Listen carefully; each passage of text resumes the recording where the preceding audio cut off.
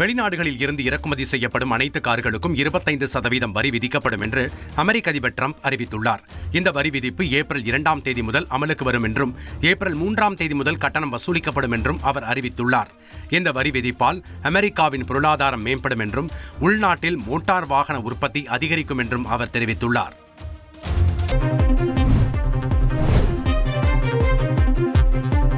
Taiwan நாட்டில் வசந்த காலத்தை முன்னிட்டு செர்ரி மலர்கள் பூத்து குலுங்குது.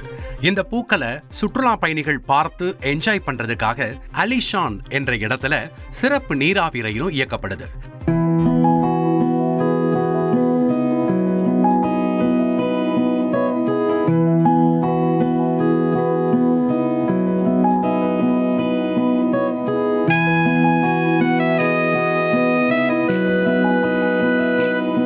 சுமார் 6 கிலோமீட்டர் தூரம் இந்த ரயில் இயக்கப்படுது. இதுல 100க்கும் மேற்பட்டவங்க பயணிச்சிருக்காங்க.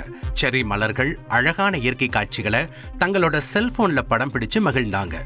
ரயில் அங்கங்க நின்னப்ப செர்ரி மலர்களோட செல்ஃபி மற்றும் புகைப்படமும் எடுத்துக்கிட்டாங்க.